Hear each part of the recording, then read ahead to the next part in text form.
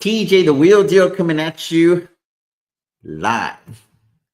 It is Friday, April the 4th, 9:51 a.m. Central Time, Texas time. This was 3 days earlier. It would be April 1st. And what I'm about to tell y'all would feel like an April Fool's joke. So let me put my hat at the back because I'm living lucky right now. I got the black clover on. And I'm going to tell y'all right here, right now. I'm going to take my glasses off so y'all can really see into my soul. The eyes are the windows to the soul. Y'all ready? Y'all ready? Say I'm ready. I want to see 3 I'm readies in the chat before I tell y'all what I got to tell y'all. And while I'm doing that, I'm going to pull up the screen. I need 3 I'm readies, or I'm not going to tell y'all what I did. I need 3. I only see 1. I see 2. I see 3. All right. I'm going to give it to y'all. I'm going to give it to y'all straight. I sold SoFi. 150,000 shares of SoFi at $9.65. So now the question becomes, why? Why would I do that? Because I'm extremely bullish on Anthony Noto. I'm extremely bullish on SoFi. Long term. I'm extremely bullish on the company. All they've done is win.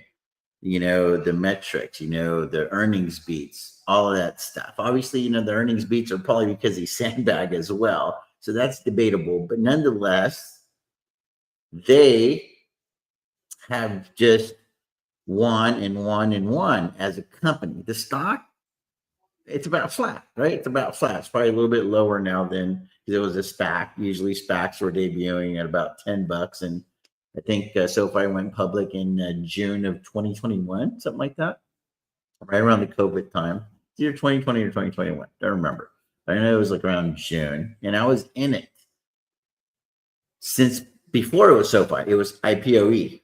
Made money with IPOE, and then that was the company that they use. It's like a shell company or whatever. They're called blank check companies. Look them up, SPACs, special purpose acquisition companies, so on and so forth. Anyway, guys, I have been coming to this conclusion for a long time. This is the evolution of TJ the Wheel Deal. For those of y'all that are new to the channel, my name is TJ the Wheel Deal. I sell puts, I sell calls, I collect premium, I roll when it makes dollars and cents. But I've had a lot of people on this channel over the course of the last 3 years or so. A lot of people that have a lot of big knowledge, big knowledge when it comes to selling premium, selling options, and then other, jade lizards, iron condors, butterflies, the wings and the guts and all the bullshit, right? All the labradoodles, all kinds of crazy shit with with their way of trading the market and stuff.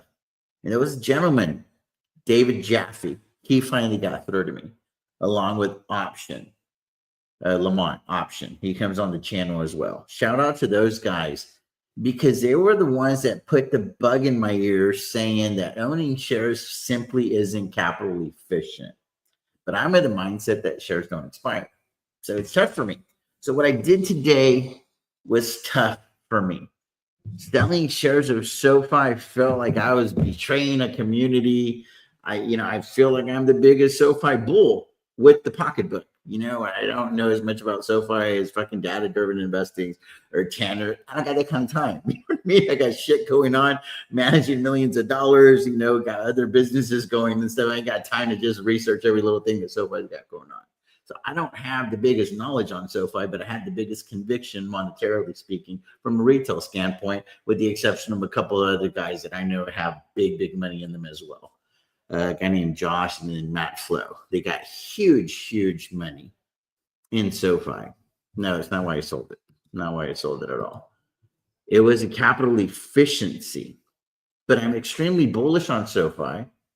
So I wanted to maintain my exposure on SoFi. So let's talk about what I did. So let's get into it with the portfolio. So let me go here. Let me sit back on my chair, be comfortable. Y'all see the kaleidoscope, right? The kaleidoscope action.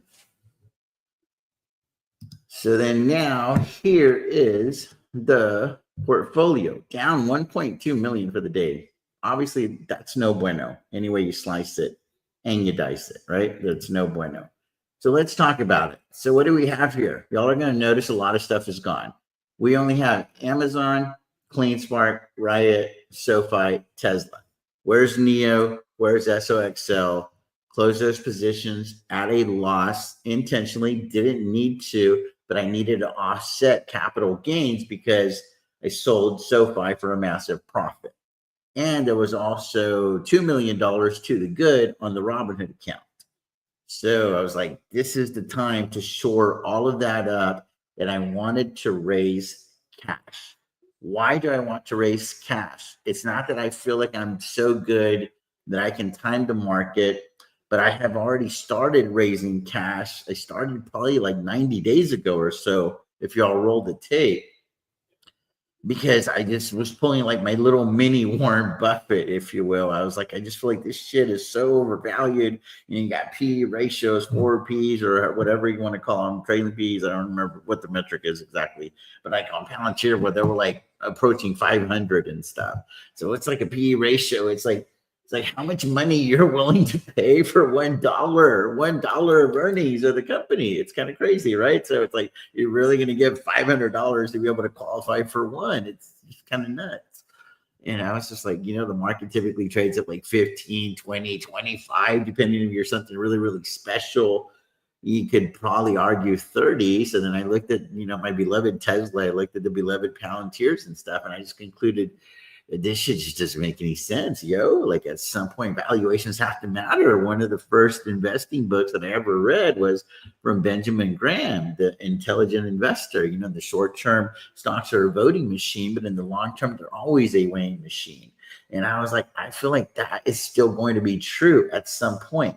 Now, again, I'm not saying that I'm going to time the market or anything of the sort, but what I wanted to do is I wanted to raise cash so that I would be positioned so that when people would look at the portfolio, they wouldn't be like, this dude's like, oh, SoFi and Riot.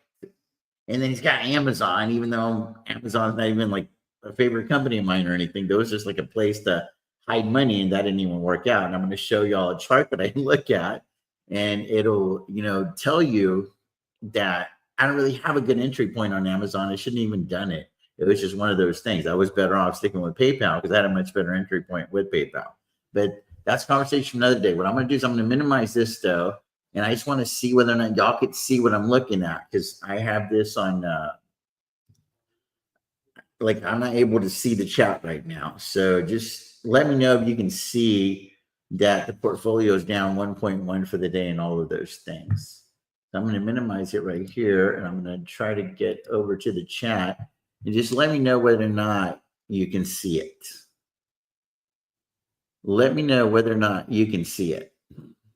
Like I want to see somebody, please tell me that you can see it. Because I feel like I'm just talking to myself and I'm not even showing y'all the right screen. So give me, if anybody could even text me on the phone or whatever and let me know, yeah, like I could see it, we're good. Okay, fantastic. Appreciate you, Marcus. Thank you so much for that. Thank you. Thank you. Okay, so let's get into it. So what did I do?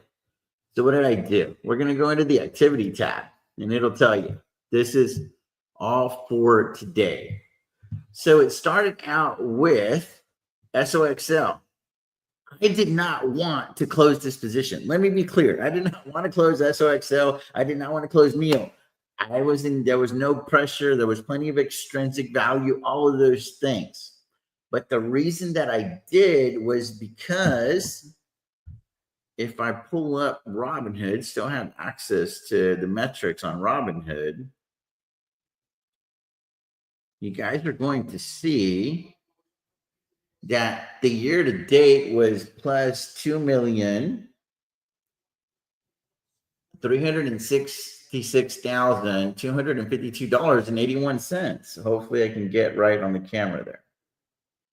So that was already a point of contention with taxes. So I was like, at some point, if there's ever a situation, I'm going to take a painful loss, especially if I know that if Tesla and other companies that are higher conviction are at levels to where I can just go get that premium anyway. So on paper, I'm going to be able to book a loss, and then I'm going to put a trade that's going to give me that premium right back, but it's going to help offset the situation that we had created on Robinhood whenever we closed everything out when I was raising cash and we migrated over to Tasty Trade. So this was all, it wasn't part of the plan to be down on SOXL. It wasn't part of the plan to have a trade that was going south on NEO. That wasn't part of the plan. But when the opportunity presented itself, it was very important to take advantage of it, because I knew that, yes, I was going to give back a shitload of these premiums and book those losses. But I also knew that Tesla was going to give me an opportunity to recoup those premiums right back, if that makes sense. So it's just playing the system, guys. I was just playing the system. So unfortunately, SOXL and NEO were collateral damage, and now I'm on probation with those companies. I can't touch them for like 30, 31 days. If not, I can create a wash sale, and we're not going to do that. So I closed out everything on SOXL, booked a loss of a couple $100,000 on paper, and I booked another loss of a couple $100,000, if not more, on NEO. We'll try to find out the exact number here in a second. That's the beautiful thing about this brokerage here, is it will give you, it'll do that laundry for you. So there's that. And then I started selling cash secured puts on Tesla.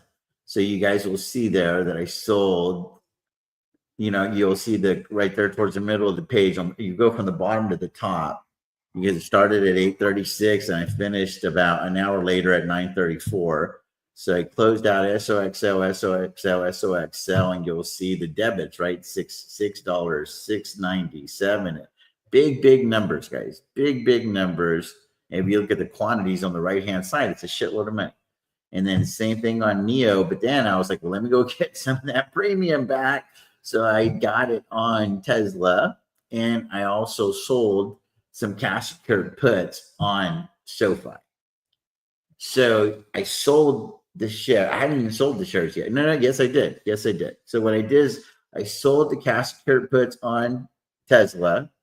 And then I had put in the order to sell the shares of SoFi at 960, and they price improved me to 965 because I just wanted to get them filled. So you guys will see it right there, minus 150,000 shares of SoFi, sell to close. And then something crazy happened. This options buying power went to negative 2.2 or $2.4 million. The stock buying power went negative like $1 or $2 or even $3 million. I don't remember what it was. My phone wasn't handy on the desk. I wanted to take a picture of it because I knew that the algorithm, or whatever the hell you want to call it, the computer, the brokerage, was just resetting shit. But my goodness, dude, my blood pressure elevated. I'm usually cool, calm, and collected. But when I looked up there after I had sold those shares of SoFi, I was like, man, I must have triggered margin. But I stayed up late last night researching portfolio margin. You get a 6.7 ratio to 1 versus I think it's called T2 regulation. Y'all can help me out with that stuff. And again, I can't see the chat right now, so I apologize. I'm just like talking to this screen, so I have to catch up later. But essentially, whenever you have a regular margin account, like on Robinhood or whatever brokerage is your flavor, you get 2-to-1 ratio. So like they'll give you like 50%. So if you got $1 million, they'll be like, well, here's a $500,000 to work with. Whenever you have portfolio margin, there's different formulas that they can use. And we'll get into the weeds later with that. I just want to get through this first, and then I'll show y'all. So I started researching, how does it work with portfolio margin? Because I want to sell SoFi shares and I want to sell Amazon shares, because the premiums just aren't good enough. It's just really that simple. For my hamburger stand, you got to come correct with the premiums, or you're not going to be a staple as far as stocks go. It is just not capital efficient for the way that I run my hamburger stand. Now, I know on X, everybody's trying to become my financial manager and all this other stuff. Dude, I mean, whenever you got these kinds of results, I might be willing to listen to you, but I kind of got an idea of what's going on here, and I got a pretty good track record, so I'm going to rock with what I know. But I appreciate you looking out. I feel like it does come from a good place, or you just like trying to sound smart on my feed. I don't know, but this is what I do know. I know how to sell puts, sell calls, collect premium, roll when it makes dollars and cents, and I'm really good at manufacturing the win. And I'm also not afraid to book a loss, especially if it's going to offset a bunch of freaking taxes that I have to pay the government. So I just don't want to do that. I'm not going to do that. I'm not going to give Uncle Sam more money than we need to. So anyway, that's what happened there. Then I sold the SoFi shares, and then you'll see some debits there on SoFi because I closed out covered calls probably. I'll have to look. And then I got more credits on Tesla because I sold more cash secure puts on Tesla.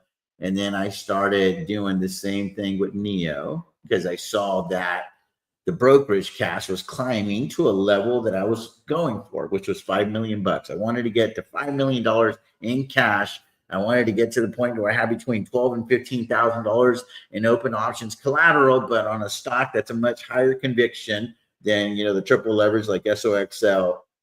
In NEO, I wanted to go heavier on Tesla because there's more funds coming into the account. There's some coming in next week. There's some coming in throughout the course of the year. Like we've pulled together about $5 million that's going to be coming into a portfolio. So I wanted to set it up accordingly so that if anybody saw the account, they were going to know that this is Team Tesla here. Make no mistake about it. And the portfolio didn't really look like that. And also Tesla was going to give us the premiums that we were looking for. It's going to give us the upside with a downside that I feel is probably like a super hard floor at like 175. Could it possibly hit 150? Maybe. I don't really think so. I think that 175 is the floor. So I just feel like it was something that was very manageable when I looked at the risk versus the reward because of all the verticals that I feel like Tesla is already pulling on. Like they're already pulling on these levers. The energy business is just absolutely thriving.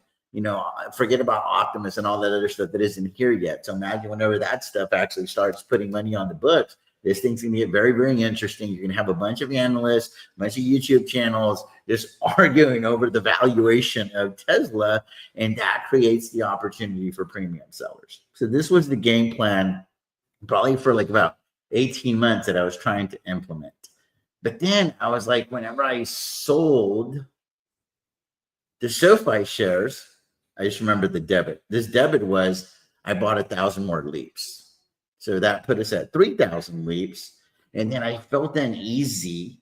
I already had 1,000 cash secured puts in the distance. So I sold an additional $1,000 in the 1,000 cash secured puts in the money at $10. So now when I show you all the position, it's going to show 3,000 leaps and 2,000 cash secured puts at $10 that are currently in the money. So that's what's going on with SoFi in a nutshell. And then I sold even more cash secured puts on Tesla backstop trades in the distance. So let's talk about it. So the portfolio is down $1 million. So we'll go from the top down. Amazon. What's going on with Amazon? There is 10,000 shares of Amazon that are owned, down 32,000 for the day. The P&L is no bueno to the tune of 280,000 to the no cut.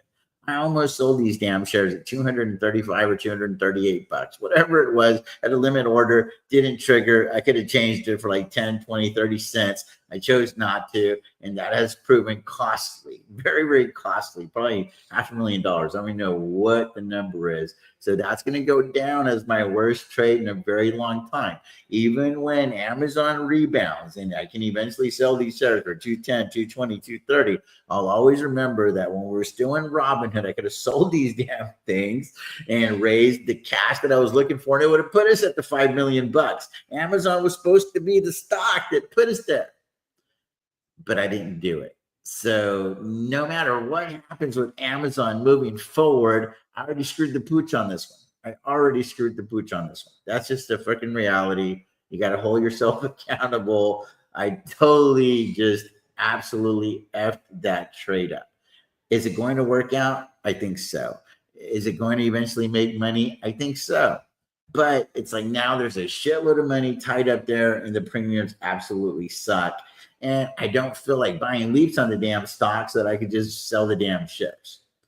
Because if you buy the leaps right before you sell the shares, you potentially trigger a wash sell there too, right? So it's like I'd have to buy the leaps, hold on to those damn things for 30 days before I'd be qualified to even sell the shares to book a loss. But then after I had already done my napkin math on the taxes, I didn't need to book a loss on Amazon. So I was like, why am I going to be the guy that sells Amazon? If I didn't sell it at 238 or whatever, 234, I'm certainly going to be the guy that sells it. I think it was like at 172 at the time, whenever I was doing this. So that's what's going on Amazon. Clean Spark.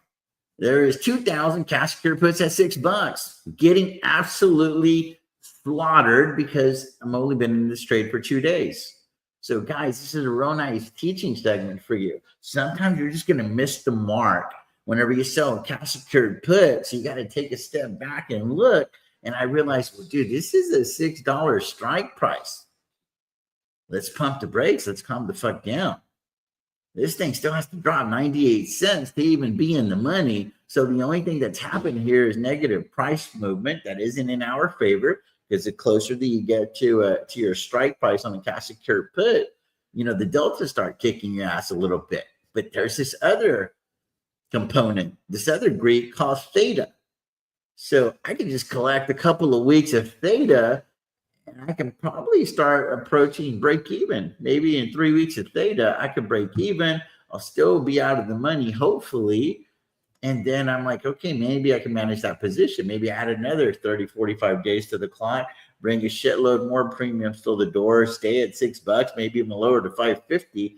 But the one thing that I'm really, really thankful for here is I picked a strike price that I am like salivating at to want to own those shares, because I'm like, you give me Clean Spark at $6 with those crazy premiums. I sell cover calls at $6.50, $7. I'm qualified for some capital appreciation and some crazy ass premiums. I'm gonna start making up some ground on the Neo and the SOXL disasters, right? Because let's call them what they are. They're bad trades. That's just the bottom line. Like, it doesn't matter that I had a reason to be able to do it. I had something that I could justify doing it. It still doesn't negate the fact that I missed the mark on it, right? I mean, I'm looking over here at the watch list. It's currently trading at 333, guys. I missed the mark on SOXL. I was like, dude, this is crazy. It feels like free money at 15, 16, 17. Now the damn thing is trading at 961. So this is just, again, you got to hold yourself accountable, even though it kind of works out for our situation, because there was the 2.2 million that had already been logged as a win. So I was able to offset some of that, not all of it, but some of it. Anything helps. But still, you want to hold yourself accountable and be like, hey, make better moves, be more responsible, if you will. So Riot, what's going on with Riot? Still the 150,000 shares there, long and strong. Why am I okay holding these shares versus SoFi when SoFi is higher conviction? That's a real good question. Glad you asked it. I know you did it, but I feel like you might be asking it, so I'm going to answer it for you. It's because of the premiums, and I also feel because I'm super bullish on Bitcoin for this year. I'm like ultimately bullish on SoFi long term. I think that towards the end of the year, it's really going to be their year, and 2026 is really going to be the year that everybody's been waiting for a couple of years with SoFi. But I think that this is the year for Riot, because I think Bitcoin's going to have probably about 120,000 to handle. And if I'm wrong, well, then I'm wrong. So be it. But the beautiful thing is at least I'm getting enough premiums to be wrong. Whereas on, so it kind of wipes off some of that opportunity cost. Whereas with SoFi, I just wasn't getting that. So I wanted a different type of exposure to SoFi. So we're sitting on 1,500 covered calls on Riot. Those are obviously printing, guys, up 83%. So I might have to lower those down to like $9 or something like that. And then there is 1,000 cash secure puts that are now in the money, 42 days out at $7. Sorry, I'm breathing hard, guys. I did a workout and stuff. So like, I'm just running, I'm just running. Anyway, so here we go. So fine. Let's talk about it. This is the way the position looks now, guys. We've got the 1,500 naked calls, or you can say technically I'm running a poor man cover call campaign, technically, right? So they're not as naked, if you will. So we got the 1,500 calls. They still have 22,500 of extrinsic value. So I'm like, I'm not going to take those off. Why? We're winning that trade. You know what I mean? And I thought about leaving the calls on Neo and CleanSpark as well, by the way.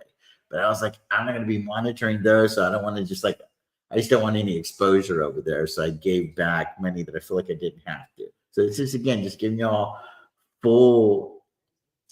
I want to give you all a full rundown of the thoughts that go through my head, because I feel like this is the stuff that can really help you. And I'm sure there's a lot of y'all that have a lot of questions. You're probably dealing with your own shit. As soon as I'm able to look at the chat here, once I get done with the little presentation, if you will, I'm going to do my best to kind of turn this into an episode of Wheeler's Live Q&A. And I'm going to help you guys out the best that you can. Again, quote unquote, not financial advice. We all have to push our own buttons to live with our own results, right? But I've got 1,500 calls, covered calls, if you will. Let's just call them covered calls on SoFi, 42 days out at 15. So there's that. So I know that presents a risk, right? That presents a risk to the upside, because I would have to deliver shares that we don't currently own. So I know that I would have to defend and roll, right? That becomes the game now whenever you don't actually own the shares. Defend and roll. Or just close, hopefully, for a small loss. It's something that is negligible, if you will. Right now, we're obviously in a situation where we're winning, right? 58%, 55% to the good. That's good. So then now we've got the 2,000 cash secured puts. So I was like, okay, man, what if SoFi just kind of like stays flat or whatever? And I just, this situation's not working out. Tesla's not really yielding what I thought it was going to yield. The portfolio is kind of going flat, down, etc. I want my shares back, or whatever the case may be, right? Like, so I was like, well, maybe put 2,000 cash secured puts out there, because the first 1,000 were out of the money. These 1,000 would be in the money, so it lowered it would increase the credits that we received, right? So we didn't receive that much on the first 1,000 batch. Or the first lot of 1,000, and now on the second lot of 1,000, we did receive more. So collectively, we are at $217 a contract, currently going for $252 a contract, or $2.52 a share times 100. That's how you get to that. So we collected a shitload of premiums on these backstop trades, and then I was able to finance these leaps. So those leaps are currently going for $2.16 or $2.18. If I wanted to close them back, that's how much I got to give.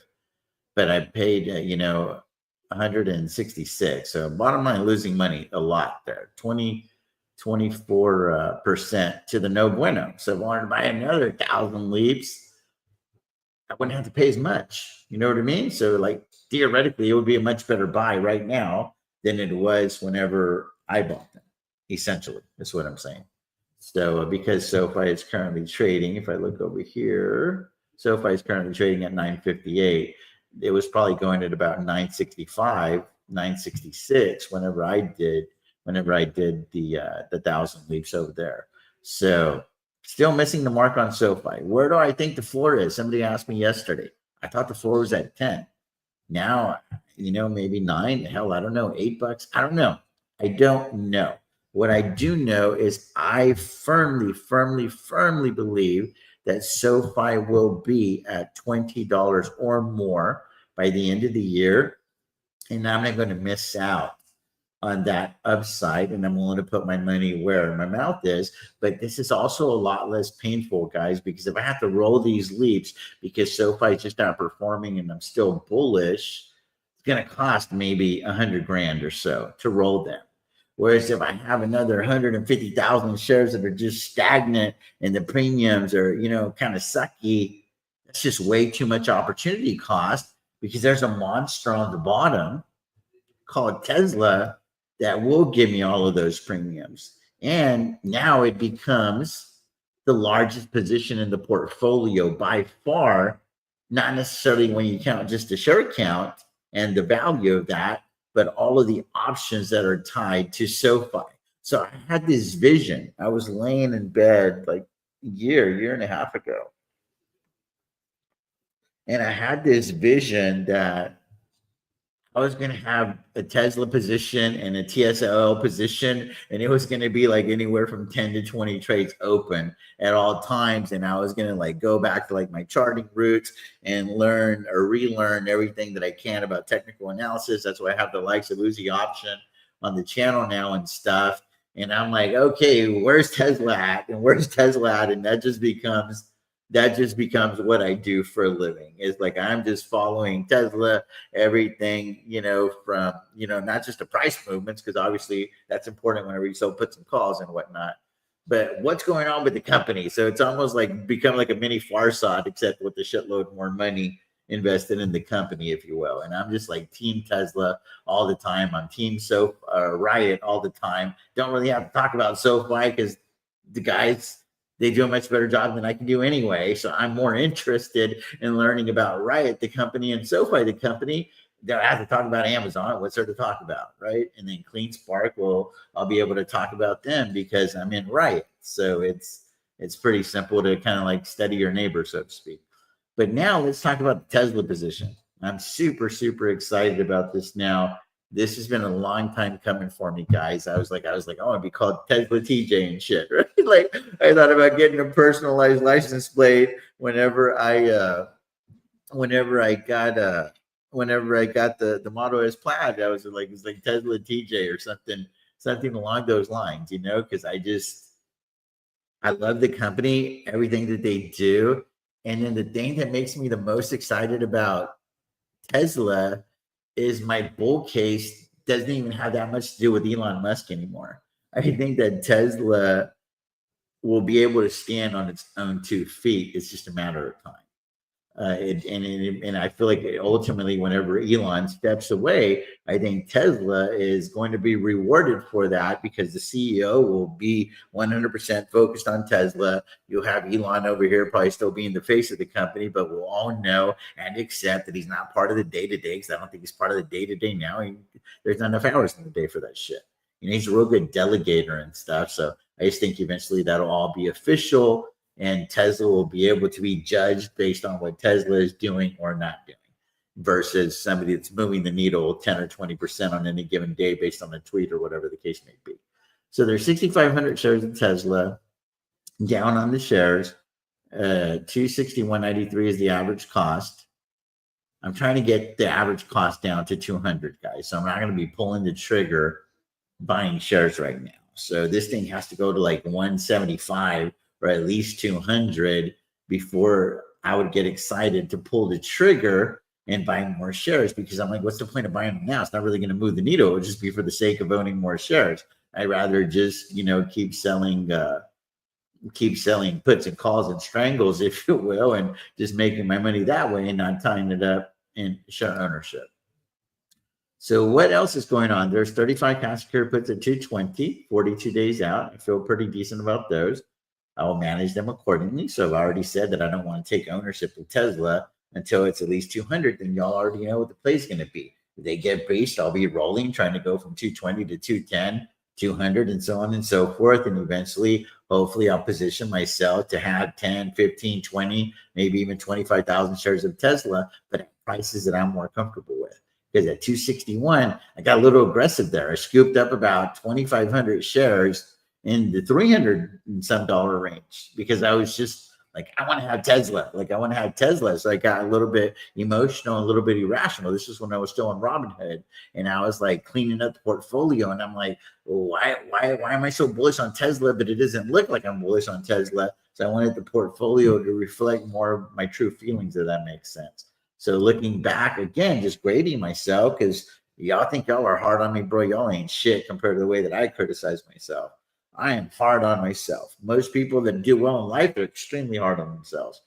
And I'm like, I feel like I should have played that differently. I should only be sitting on 2,500 shares or 3,000 shares because it's not a great entry point. I think that sub 200s is a good to great entry point on Tesla. This is a mediocre entry point at best. So that's what's going on with that. So we got the 220s, the 230s, and then I got the calls, right? So we've got covered calls over here at 300, 42 days out. Those are doing okay, up 54%. Nothing wrong with that. Nothing wrong with that. And then we start the naked calls, if you will, or we can call it, just naked calls because we don't own any more shares. I don't know what else you would call it. You can call it the strangle, whatever you want to use, whatever terminology you want to use. We have 70, quote unquote covered calls, May the 16th, 42 days out for $350. Those are doing good at 52%. And then we've got another 50 covered calls, quote unquote, at 375, same expiration date. And those are doing really well at 65%. And then this is where I went nuts with it. I was like, okay, well, if I'm really team Tesla, let's put our money where the mouth is. How would we do it? How do we do it? I was like, well, let's go crazy with the backstop trades. So did 200 cash secure puts at 175 and collected an absolute massive amount of premiums for doing so. And then I did another 200 cash secure puts at 200. Collected a massive amount of premiums, right? $25. So that puts us at what? 175 break even. This one over here at 175 puts us at a 154 break even. So if I could get assigned 40,000 shares, obviously we'd have to come with money to the table, have to restructure the portfolio. But by this time, there would be the injections of cash as well. So all of these things came into play, guys. Like all of these plays that I do, they're all mapped out. I map them all out on the little board over there. You guys are seeing it.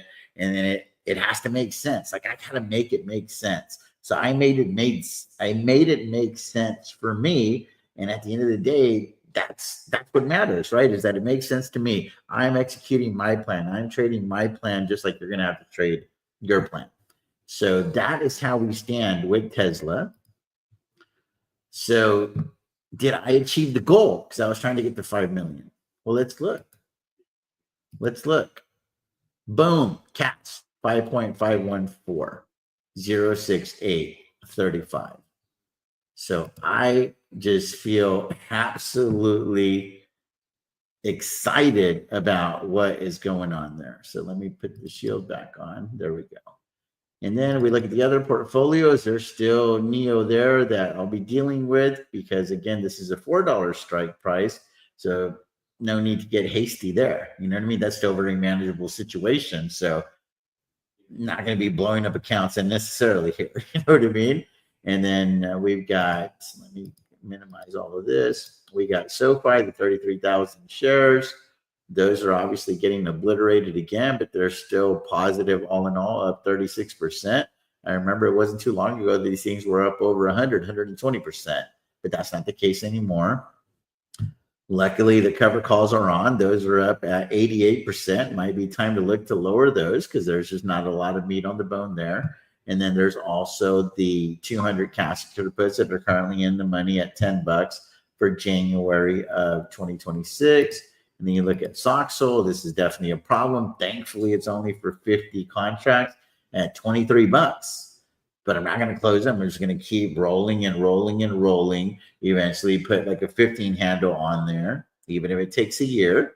And then, take assignment and just figure it out.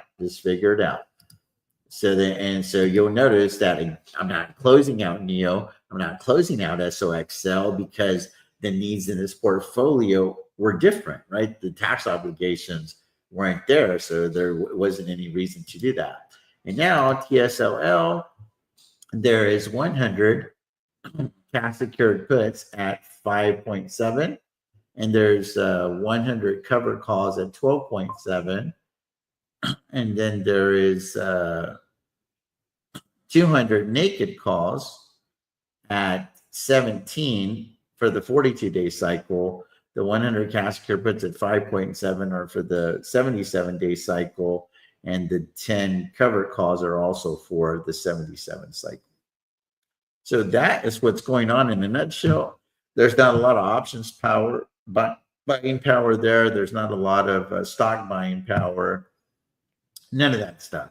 So it's something that I would have to manage. If that got out of hand, then maybe it would be time to take a little bath, not a huge bath here, but it's still substantial because this is, a $600,000-$700,000 account. So I'd have to take a bath of 20, 30 grand on Neo because that's where the money is, right? That's where I would have to free up the money. The SOXL position's too small. Like I wouldn't even do anything there. I would just keep rolling and rolling and rolling and trying to manufacture the win. Luckily, I am selling naked calls there, just try to bring some money through the door, but I'm not being retarded either and selling naked calls over here at like 13 or 14 bucks, knowing damn well that I have cash curve puts at 23. I mean, it's just talk about just compounding the disaster. It'd be no bueno. And I feel really, really good about this SOXL position. So if SOXL were to dip to like 7, because that means that SoFi would have probably have dipped to like, I don't know, maybe 220 or so, just kind of trying to do some real quick math in my head. I'm not the best at it, but I say if Tesla dipped to like the 220s, this thing would definitely have a low to mid 7 handle. I'd consider taking the loss on Neo and SOXO at that point and then just going heavy on TSLL. And then this would just be SoFi and Tesla. So that's what's going on with that one. And let me go over here and we're almost done. On the small portfolio, we've got the 700 shares of Riot, and then there's obviously covered calls on those shares. So those are doing okay. They're not great, down 455 bucks on those. So I think there's money here. So I may add 300 shares there. My dad gave me $3,000 to buy those shares. I added some more monies. So I may look to add 300 shares there. We'll see. And then on SoFi, there's simply the leaps that are absolutely getting decimated.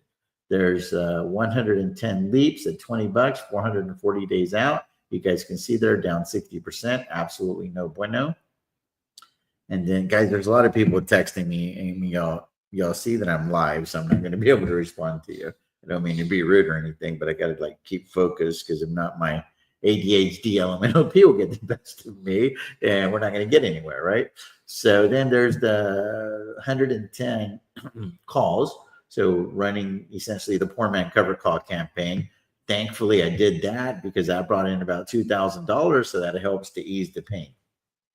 So let me see the cash balance on that little guy right there. Yeah, there's a little bit of cash there. So what I would like to do is click on Riot, and I simply just like to buy 300 shares of Riot.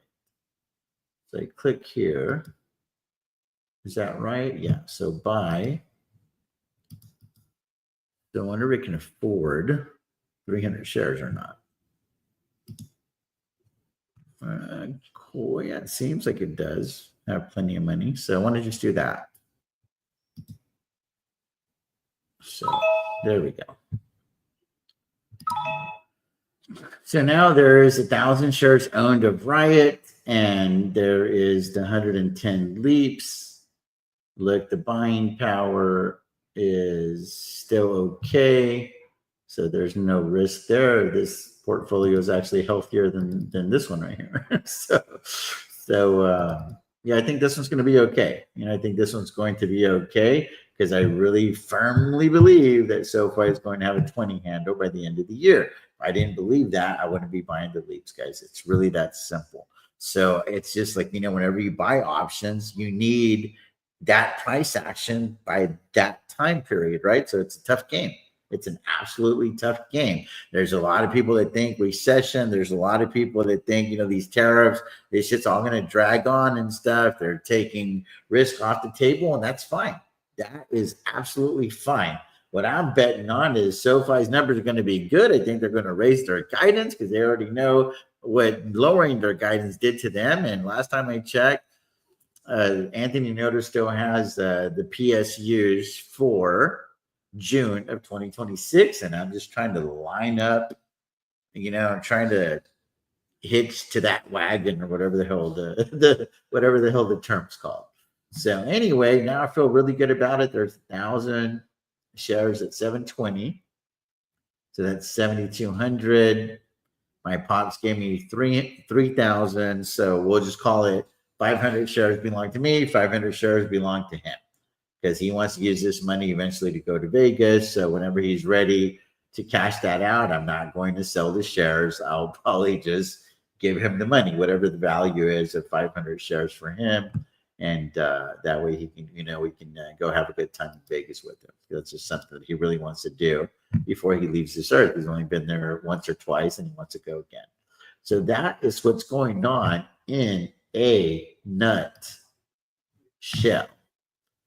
So anyway, how do I do this? Stop the screen, right? Stop the screen. There we go. Wow, a lot of people are here. 1,680 from X that have seen the link. I know they're not all watching, but they saw my face on there. And then we got 60 people watching live on YouTube. So that tells me that Amit's probably still on. So where are we at? Let's go here. SOXL. Tune in, going to be a good one. I would like to learn how to invest. Always, TJ, life's good. Good time. Today is a high roller day. Home builder and chocolate sellers are green. Looks like people love against buying homes and sit with a chocolate. Y'all are crazy. SoFi community, well, they're going to cast aspersions on me. I don't think they will, man. I think they'll know exactly what I did. And, well, there's also the fact that I don't give a shit. So there's that. What's going on, SJ? What's going on, Steve? Morning, TJ. We'll get there. Hey, TJ, ready. I'm ready. I'm ready. I'm ready. I'm ready, bro. Ready. Mark G, what's going on? Scar, what's going on? Vic, what's going on? I know you sent me a text message, my man. As soon as I'm off the live, I'll definitely read it and respond. I'm ready, sir. No more riot cap. Looks dangerous. I got the riot cap over there, dude. I'm still Team Riot. Jason Le's going to be on this channel next week. We're going to be good. We're good. I'm long Riot. I'm long Bitcoin. They got plenty of money. They ain't going out of business in the next 18 to 24 months, or I think ever. I think Riot's going to make it. I think an HPC AI deal is incoming. I don't know when. I don't think that Jason knows when, right? But they're definitely working on it. They hired a consultant, gave him the green light. We'll see what happens. We'll see what happens. I'm cautiously optimistic. How's that? What's going on? I'm ready. I'm not ready. Oof. I'm telling you, I was thinking about doing this when I was 18. I was thinking about doing this when I was 18. So I think I have to walk back what I said about not selling Amazon at 38 being the bad trade.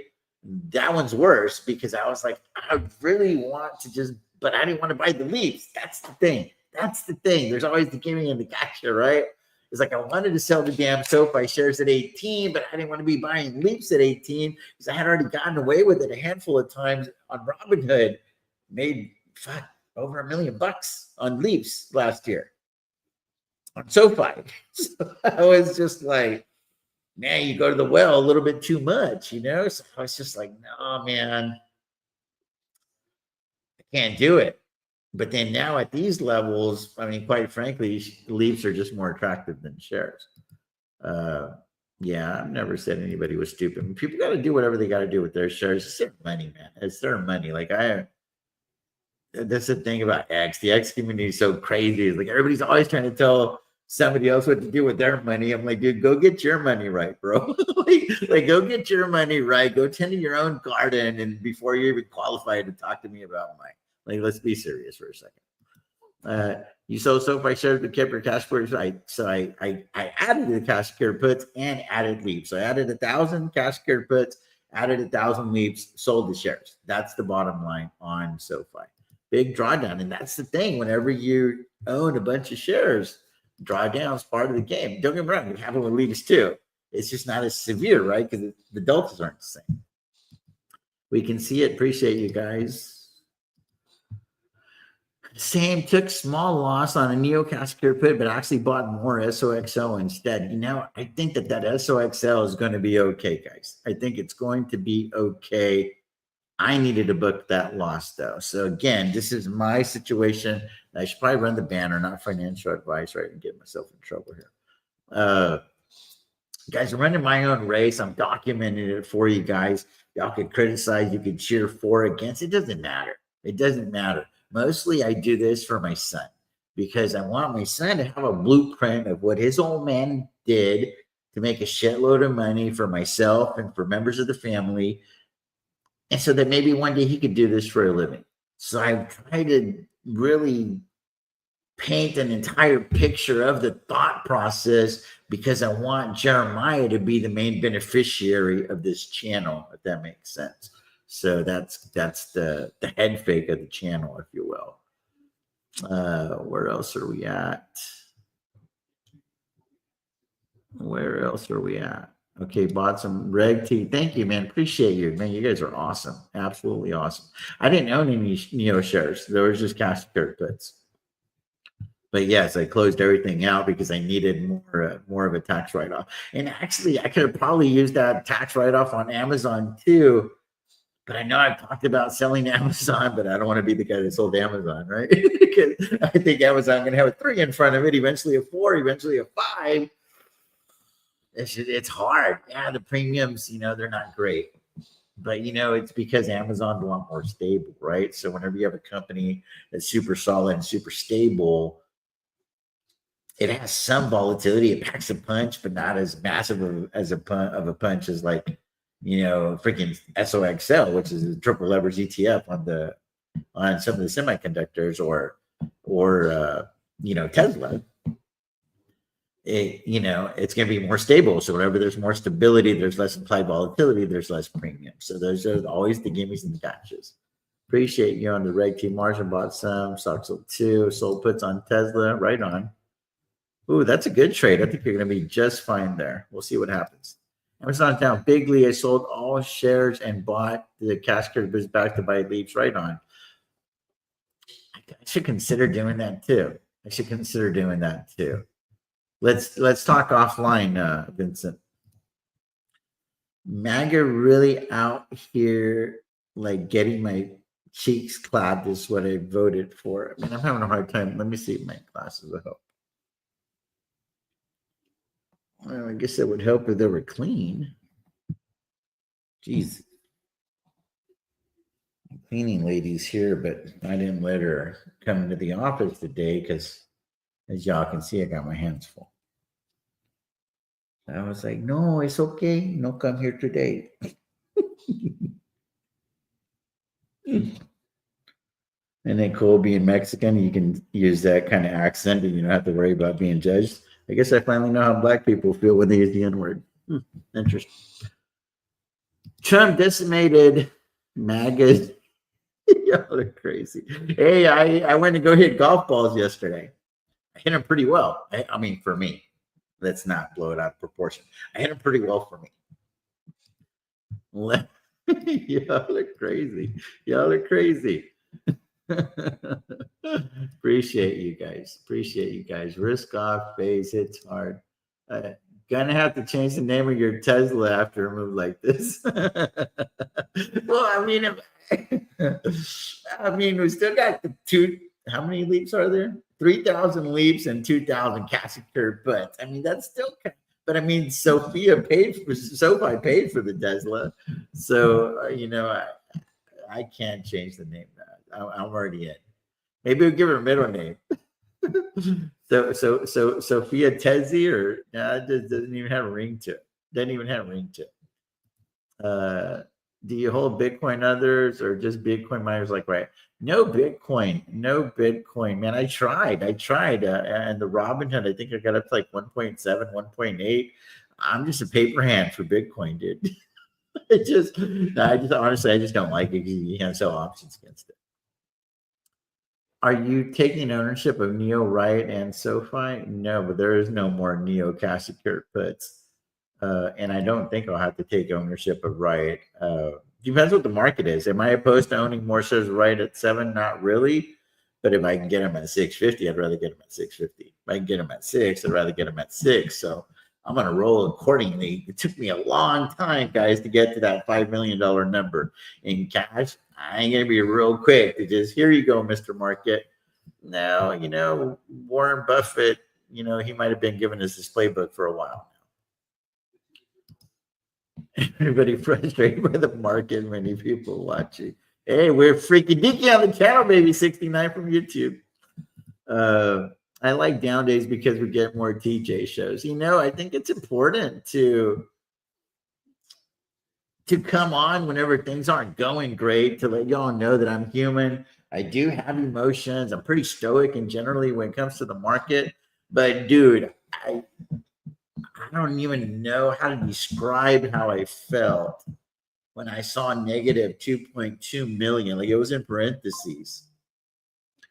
After I sold those SoFi shares, because it was just like, what the F have I done?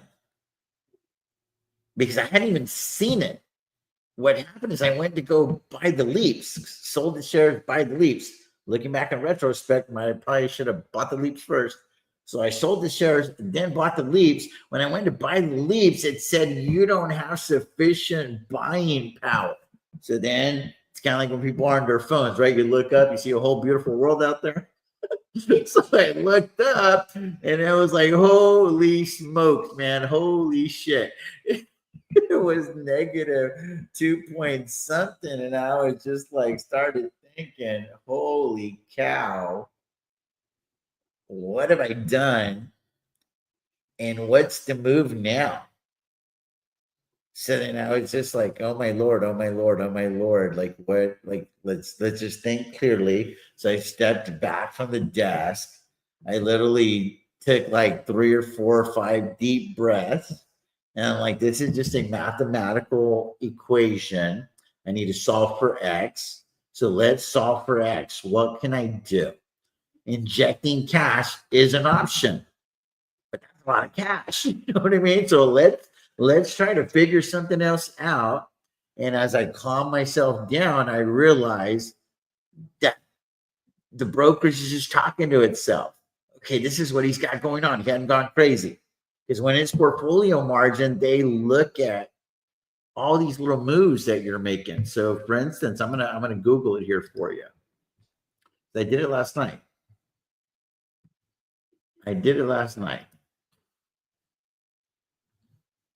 So these are nice little teaching segments for you guys. So I'm gonna go here, present, share the screen. We're gonna go here. So there we go. Let me hide this. Appreciate you. Appreciate all your work. TJ, is my margin buffer safe? And how do you think of my portfolio? Portfolio value is 64,000, SoFi 55%, Hood 24%, Google 11%, 30 SoFi lead, 77 margin, 21K balance buffer, 40%. Yeah, I think you're probably pretty solid. Not financial advice, but I think you're sitting in much better shape than most. So let's talk about this. Appreciate that, Bullish Jake. Appreciate you. So anyway, Tasty Trade calculates margin using a risk-based method called theoretical intermarket margining systems, TIMS, which considers the overall risk of a trader's portfolio rather than individual positions, potentially offering greater leverage. So here's show more. And then here it says, how is portfolio margin calculated? Individual stock and option positions stress with plus or minus 20% price changes. Concentrated positions are evaluated using a greater percentage price move based on EPR, expected price range, and PNR, point of no return. What is portfolio margin and how does it work? So clicked on that one and I read this. So I'll go a little bit larger here so you guys can follow along. And it says here, what is portfolio margin and how does it work? Portfolio margin, PM, is a risk-based margining methodology that determines buying power requirements for eligible positions in a portfolio margin account. Learn how it works. What is portfolio margin? It is a dynamic risk-based margining system commonly used by trading firms to compute the margin requirements for eligible positions. In short, PM can often allow traders to have more flexibility with positions by requiring less capital to maintain position. The result is more leverage. PM accounts base their end-of-day margin requirements on the theoretical intermarket margining systems as instructed by the Options Clearing Corporation, OCC. Tasty Trade uses an industry standard theoretical option pricing model to determine potential real-time losses at various price points with levels of volatility. The maximum theoretical single-day loss from the percentage-based price points is aggregated to determine the portfolio's overall margin requirement. Enabling PM will often result in lower margin requirements than standard Regulation T margin account requirements, specifically for non-concentrated hedged positions.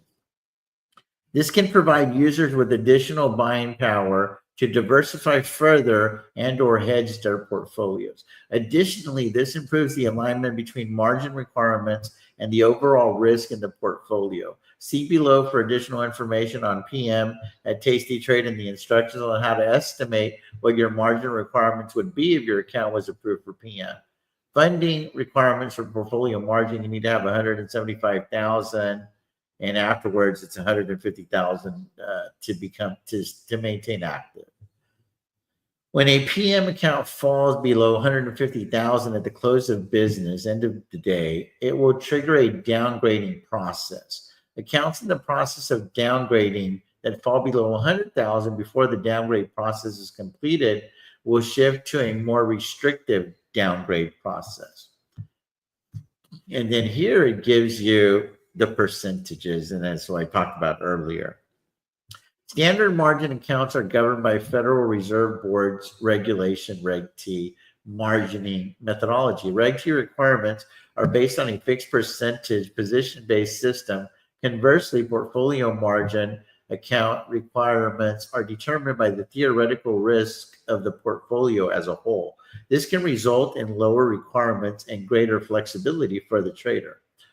Reg T margin accounts hold a fixed percentage margin requirement as collateral, which allows you to borrow cash to hold securities positions.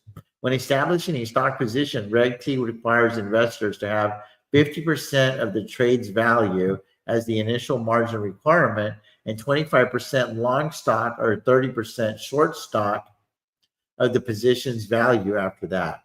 For uncovered options strategies in a Reg T account, the margin requirements to establish a position is based on a fixed rules-based percentage. Maintenance margin requirements can vary under certain market conditions, such as large implied volatility increases, hard to borrow stocks, and more.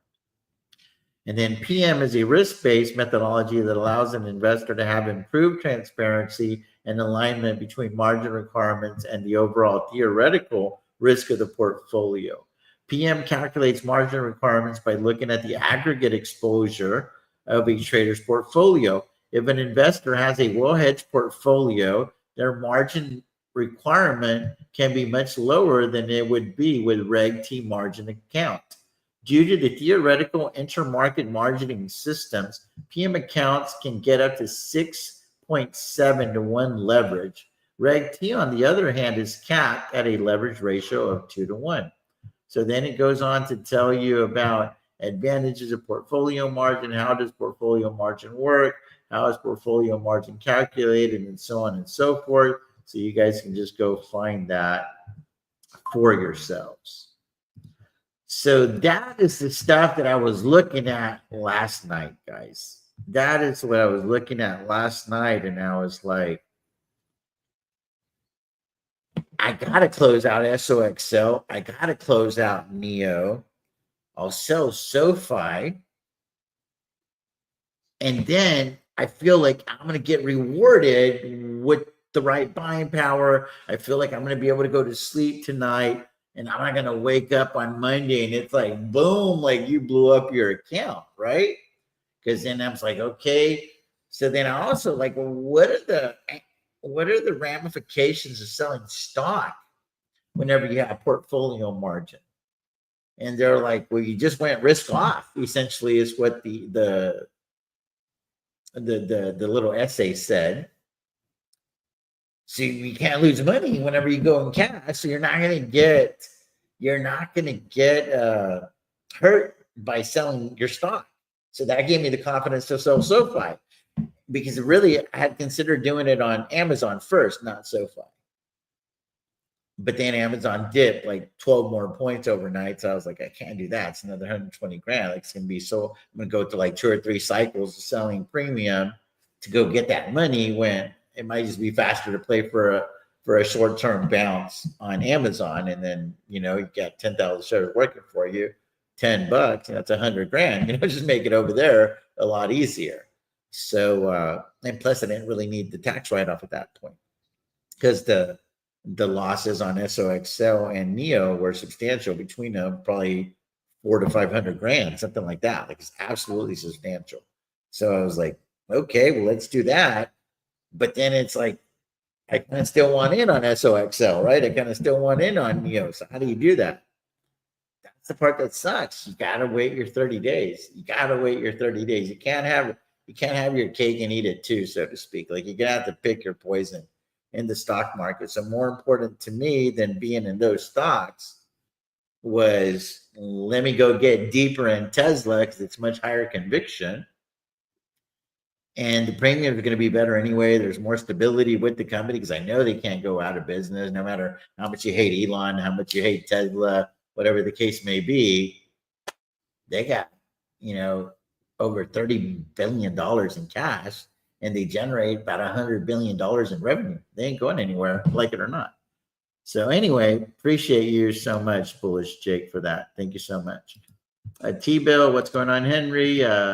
So you have Neo Cash Crypto on the smaller account. I closed those out as well, because I wanted to free up money to buy the 300 shares of Riot that I was able to do. Oh my God, TJ, a bit of a shock with SoFi. I do have 3,000 leads and 2,000 cash secured bets. So, does that qualify me to be on Team SoFi still? I don't know. And I still own over 500,000 shares of SoFi personally. So there's that. Keep that in mind, guys. Negative buying power equals best feeling.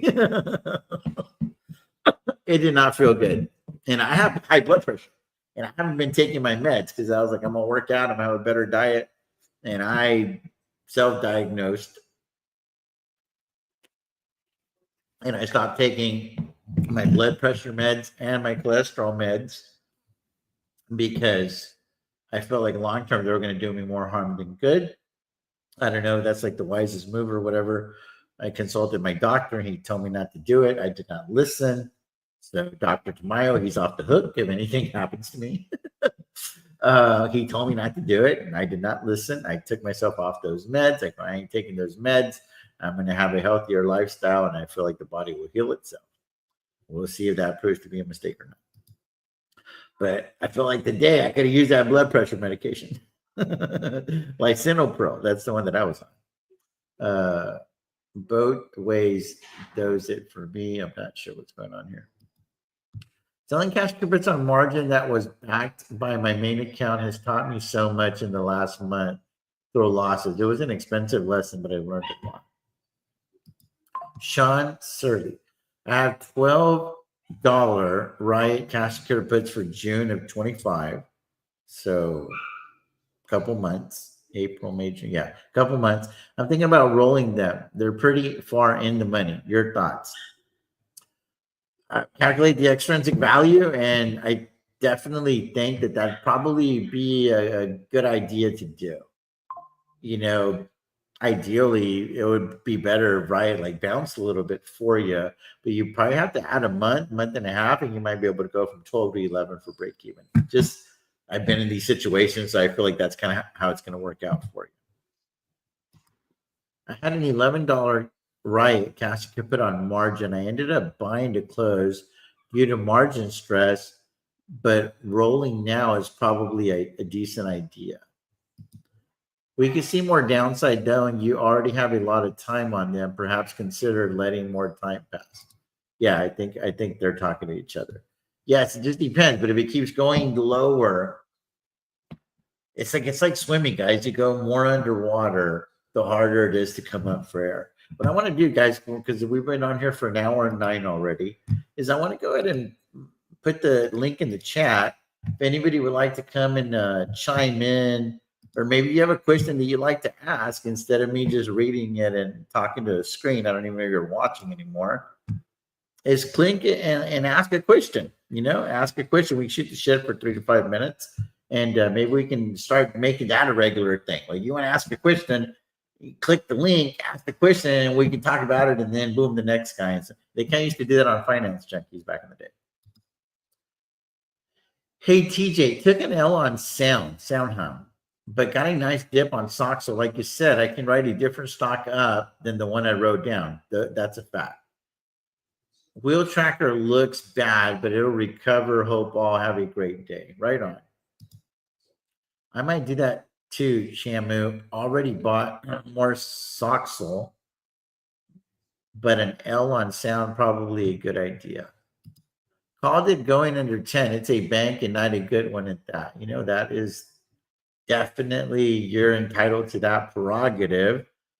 I think it is a very high growing bank at 35% CAGR. So go find me another bank that does that.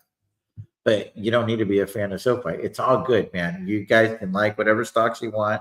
I don't need anybody here to like SoFi. I don't need anybody here to like Riot. I don't need anybody here to like Tesla. I don't need anybody to like CleanSpark. We're not looking for blessings here.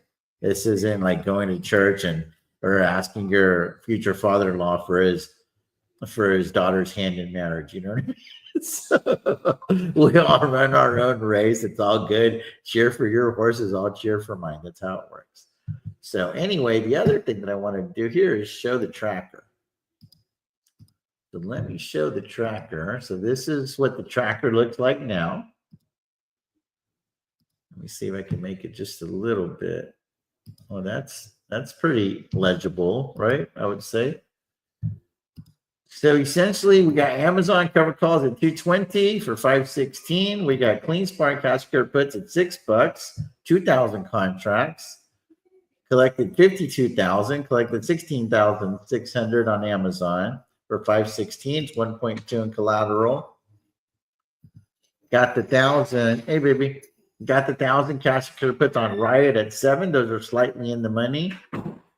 Collected $48,000 in premium on those, 700,000 in collateral. Got SoFi cash secure puts that are in the money, 943, but these are way in the distance. These are backstop trades, and that's $2 million in collateral. So you guys will see that there's $2.7 million of puts in the money. And then we've got the SoFi covered calls at 15. Collected 54,000 on those for 516. Those are out of the money. Then we got the SoFi leaps. I was able to put these on here now as well. So got the leaps. I'm just calling them covered calls, but then over here on the ticker, I call it SoFi leaps. $15 strike. Current share price is $942. It's 2,000 contracts. In fact, I think is it 2,000? It's 3,000 now, actually. Ooh. It's 3,000 contracts now. And here I got a little formula there that I put. So I put the amount collected times the sell times 100, and that's how I get that. And then it's the expiration date. It's currently out of the money. This potential market value doesn't actually apply there because it's a leap, but the formula is going to calculate what it's going to calculate. Then we got Tesla cash secured puts at 175. They're currently going for 242. Number of contracts is 100. Collected $204,000 in premiums for an expiration date of 116. So 1.750 in collateral. Another backstop trade at 200 on Tesla. 200 of those guys. collected 515,000 for 116. So that's why I was kind of okay taking a bath on Neo and SOXL, because I essentially got the premiums right back, or about 80% of the premiums right back on those Tesla backstop trades and the SoFi that I had done earlier, because I sold 1,000 of these today. So collected a couple $100,000 there. So I was like, okay, well, I'm going to lose this money on paper, but then now I'm just going to be stuck in these cash puts long term. But because of the way the portfolio margin works and the capital requirement works on Tasty Trade, it doesn't actually require all of that collateral up front. So I was like, no brainer for me. Then I've got the 220s and the 230s expiring on 5/16, collected 24,000 and 31,000. And then we got all the cover calls. So these are the only ones that are officially covered. These are the 365 of them, collected $132,000 for 5/16. And then I got the naked calls at 350 and 375, collected 43,000 and 23,000. So there's more calls that I can sell on Tesla, but I'm gonna wait for a bounce. Or if things get ugly, then obviously I'll be lowering all of these strikes, try to bring more money through the door, and I'm just gonna be managing it. This thing goes down, I'll be rolling cash curve puts. This thing goes up, I'll be rolling calls and just playing the game. What's that for, baby? Oh, because I need to go in there. Where are you going? You're gonna mail out Janelle's? All right, baby doll. Bye. So anyway, so that's what's going on in a nutshell. So there's 11,655 open contracts. The total premiums received on the batch of open trades is 955,010. Total collateral is 11,225,000. Potential market value, which isn't totally accurate because it's counting the leaps here, is 8,250. And then I got the notes. You know, I'm okay with the assignment on Amazon. Clean Spark, just a cash grab. Kind of let it play out on Riot. We'll see. I mean, there's still time left on the clock. Hopefully there's a bounce, and we can just keep these on. It'd be real nice if Riot hovered here at like 720, 730, 740, and I could just keep this trade on, because who doesn't want $40,000, you know, $48,000 every 40, 45 days, right? Then I've got the right cover calls over here, out of the money, defend and roll. The backstop trades, we'll see what happens, you know, like if it was trading like right at like 980, 990, it'd probably be really, really tempting. It depends on like the IB and stuff like that. It depends on the cash situation of the account, but more than likely, I'm just going to look to get 70, 80% on those and call it good.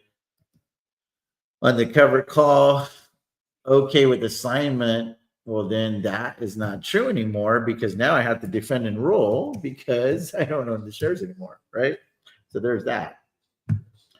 Now the leaps, right now I'm saying I'm just flipping the contract.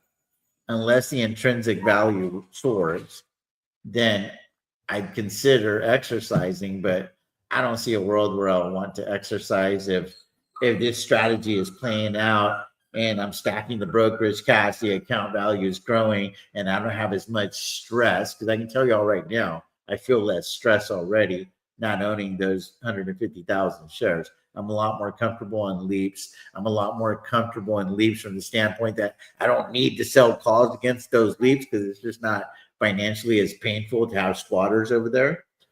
And if I can just get enough money on Tesla and just really zone in on Tesla, I feel like that, along with the cash grabs from Riot, Clean Spark, I'm still not even running a strangle on Clean Spark. Like I could sell the other side on Clean Spark. I could sell the other side still against the cash puts on Riot. So there's more money that I can go grab. I just want the dust to settle, because again, this is all like intraday. Everything that I've done with the portfolio, I want to make sure that we go to bed, we wake up Monday, and everything's good based on my actions, because I've never done this before. on portfolio margin. So there's all, I'm giving it all to you guys. I'm giving it all to you guys. Anyway, what is it we got? What percentage of cash options? So I was going for 50-50, and I think I've achieved that. I was going for 50-50.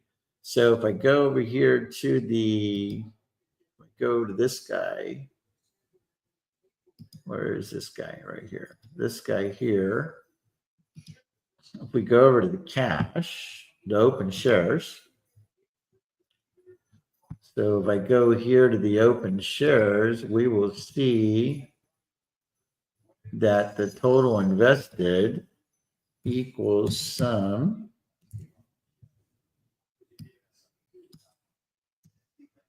was 5 million. And we'll go here equals sum.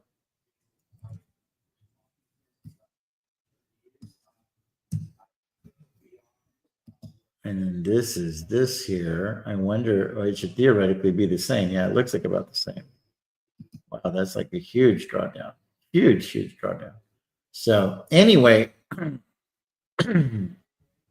yeah, so that's what's going on with the portfolio in a nutshell. So there's about current market value is 4.3. The total net liquidation value on the account, I checked earlier, it was like 8.8, something like that. On the WhatsApp group, I said the fastest way to get to 20 million in the account is to go to 8 first. This was when it was sitting at around 11 million. So I was kind of like playing with these scenarios and numbers and stuff. So we're here. We're here. And I'm just executing the game plan. So those of y'all that are members and are rocking with me on the WhatsApp group, y'all know that a lot of this stuff I've been talking about doing for a hot minute. And now I was just finally able to exercise the game plan. Anyway, guys, I gotta rock. I know a lot of people will have a lot to say. There'll be a lot of people that criticize my moves, and that's fine. I put myself in that position because I'm full transparency. And you might be in that situation too, where you post things on X and people like ridicule you or whatever the case may be. So the only thing that I want to tell you and caution you is you got to make sure that you're running your race. At the end of the day, you can't have some dude that you don't even know or some gal that you don't even know on X influence what you're doing. And I know they probably come from a good place, but the thing is everybody's an expert on somebody else's account. But they got to show that they can be an expert on their account. You know what I mean? Like, what qualifies you? What qualifies you to cast aspersions on somebody else when your shit probably isn't even under control? So whenever people like try to clown me a little bit, I do clap back on X because I'm like, let me see your screenshots. Let me see your track record. Let me see your, probably 1,000+ videos now. Let me see all that. And then I can make a decision as to whether or not I give a shit what, any words that come out of your mouth or whatever you have the courage to type on the screen, right? That's just kind of the way that I look at it. But anyway, guys, I got to get rocking and rolling. I appreciate each and every one of you guys. Thanks so much for the super chat as well. Again, Bullish Jake, appreciate you. I think you're in good shape. I think everything will work out for you. TJ the Will Deal signing off. As always, may your sky stay blue, stock screen. Peace out. God bless you guys.